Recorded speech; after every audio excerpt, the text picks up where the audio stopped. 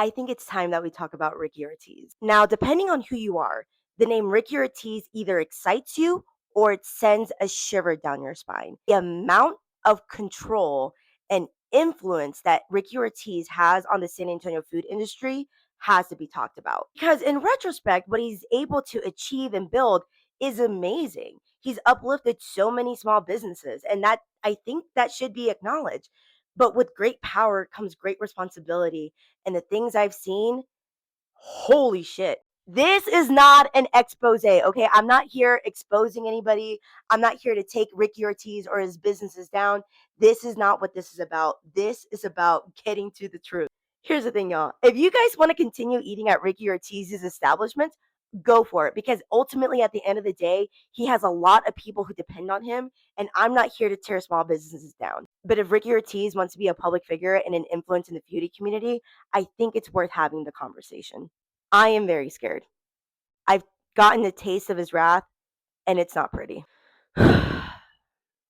Here goes nothing. Who is Ricky Ortiz? But before I continue, I am going to upload this full series on my YT channel that I'm starting, but there are going to be some couple of highlights on my TikTok and my Insta. So if you want to get the full breakdown of this story, go to my YT channel that I'll also have linked down below. But back to the story. Who is Ricky Ortiz? Ricky Ortiz is a really public figure, but he actually has a really private life. The only thing that I found out about him is that he is married, he does have children, and I think he's actually from the Chicago area. There's a really good MySA article that I will also link down below, and that's where I found most of my information on him. So Ricky Ortiz is the owner of El Camino, a very popular food truck that is in downtown San Antonio. And according to the MySA article, he actually got the inspiration for the idea seeing his grandparents work at different pop-ups in the Chicago area. So he's very inspired by his family. Looks like he comes from a very entrepreneurial family. In the same article, we learn that this was not supposed to be a one-man show. It was actually supposed to be a business venture with him and his brother. I really want to take the time to honor Armando Ortiz, who was actually deceased in a hit and run accident in 2017.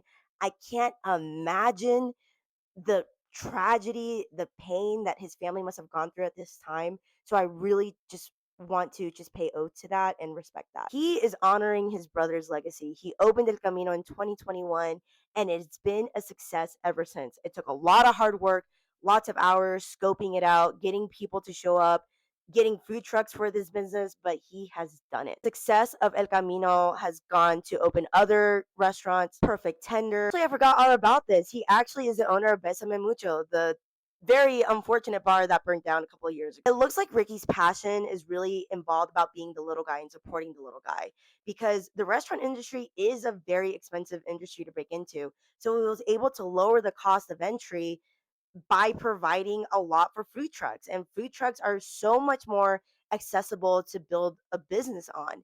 So by all accounts, Ricky Ortiz seems like a pretty cool guy. Like by everything that I see on the surface, all the articles that have been written about him, he seems solid. So my point being, someone as solid as Ricky Ortiz, how did he get the reputation that he eventually got? In the next video, I'm going to explain my own experience with Ricky Ortiz, how I know him, and how I wish I never had to know him in the first place. How do I know Ricky Ortiz? Just a reminder, I'm going to post snippets of the story on my TikTok and my Insta, but if you want the full-blown story, go to my YT channel that I'll have linked down below. I have a full timeline on how I ended up in this mess, and it's so funny. Now let's start from the top. I posted my first video of El Camino on March 18th, 2025. I didn't address El Camino directly, but I did say how I typically avoid really bright pink colored food trucks because typically the food isn't all that good. At this point, I only went to El Camino once, but I didn't eat there because of how packed it was on a Saturday night, and I completely wrote it off. I said it in the video. So on June 1st of 2025, I posted about my experience going to El Camino for the very first time. I was actually invited out by Ways de los Asadas. They were actually going to come up my meal, but I went. They didn't know I was coming. I did pay for my full meal. I went with my friend. I posted about it. I had a really good time. Me and my friend loved the food, and we actually really did enjoy El Camino. I guess I'm just not a night person, and I hate crowds. So when I went during the day and when there weren't any crowds, I actually really enjoyed myself. June 2nd, I posted this apology video directly apologizing to El Camino for my predisposed thoughts of El Camino. I didn't give it a proper shot. I let one bad experience really taint how I looked at it, and I apologized. And at this point, I don't have the interactions between me and El Camino because my other Instagram got deleted. So I don't have those DMs. I'll try to find them if I can.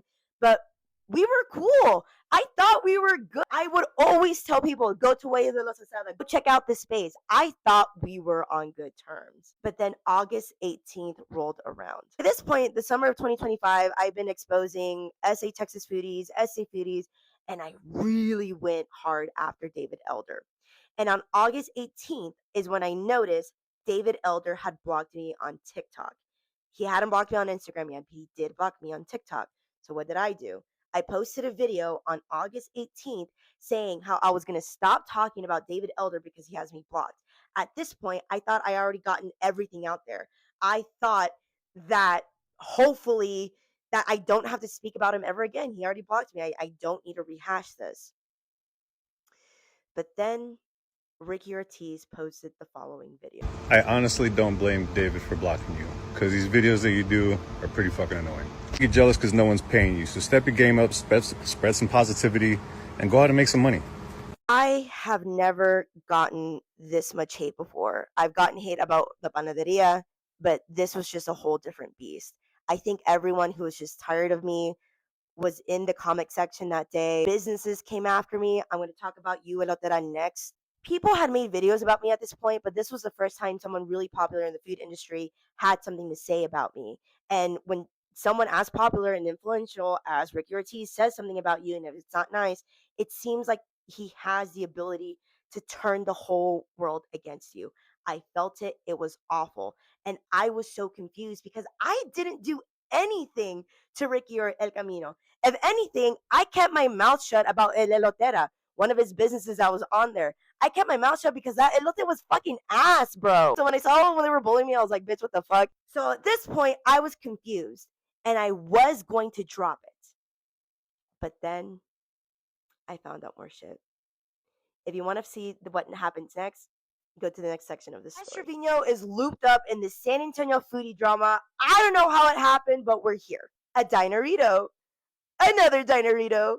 So what makes these Dineritos different, and what small feature about them divides the San Antonio foodie community? Let's talk about it. Just a reminder, if you want the full story, go to my YT channel. I'll have it linked down below. I will have snippets on my Insta and TikTok. But if you want the full scope of this story, go to the YT. At this point of the timeline, I have an open feud with El Camino, I have an open feud with Ricky Ortiz, and I have an open feud with David Elder. After Ricky Ortiz kind of exposed me on his own channel, I was trying to lay low a little bit. I was trying to figure out what the fuck was next. And then this shit happened. At the end of the summer, the Bus and Q hosted a backpack giveaway with Ash Trevino. When I saw the flyer, I couldn't believe it because who in their right mind will invite Ash Trevino for a backpack giveaway? I don't think the owner truly understood who Ash Trevino was and how many people hated her. I truly feel like they had the best of intentions, but that's why you need a good social media manager. Any social media manager would have told you not to do that. So then I posted a video about my thoughts and opinions about Ash Trevino going to the Bus and Q, and that's when the Bus and Q actually reached out to me to kind of explain themselves about the situation. They said they wanted to get away from it. They were trying to recover. They didn't know. They were trying to do a good thing, and I believe them. Prior to the drama, I've heard about the Bus and Q before, so I decided to go on their website and check out their menu. And that's when I noticed they also have a Dinerito burrito. And I was like, wait, what the heck? How do you have a Dinerito burrito? And Ricky Ortiz has a food truck called the Dinerito, who also sells Dinerito burritos. Like, this doesn't make no sense. I started to do more research, and then that's when I learned the Bus and Q, before getting their brick and mortar on the east side, they actually had a food truck with El Camino on Ricky Ortiz property. And I was like, wait, what? And then that's where it kind of clicked. Did Ricky Ortiz rip off the Dinerito burrito from the Bus and Q? So I decided to do more research on this, and it turns out there's a whole My SA article about this feud. And this is all according to the article. According to the article, and allegedly, Ricky Ortiz tripled the rent of the busing queue at El Camino. He tripled the rent, kicked them out, and then he started his own food truck based off the Dinerito burrito from the busing queue. Since the word Dinerito isn't necessarily trademarked, named his food truck the Dinerito, and guess what he sells? Dinerito burritos. Because technically the busing queue never trademarked this, they can't really do anything about it. When I reached out to the busing queue about to see if this is true, apparently it was. And I was like, no one knows about this? Why isn't anybody saying anything? There's a lot more details in the article, and I'm just going to link it below so that you can read it for yourself. But isn't that a little messed up? Now, if this could happen to the busing queue, whatever happened to me in our little feud, that's starting to make a lot more sense. I told the owner of the busing queue, I was like, hey, like, why don't you fight this? This is so wrong. Like, why aren't you doing anything about it? And why is anybody else doing anything about it? According to the owner of the busing queue, he just wants to put it behind it. He wants to move forward. He wants nothing to do with Ricky Ortiz. And I asked him, then why are these other influencers, including David Elder, putting up with this shit? He couldn't tell me why. If you ask me, this whole thing is fucked up, but it's also only the tip of the iceberg. For more tea, go to the next part.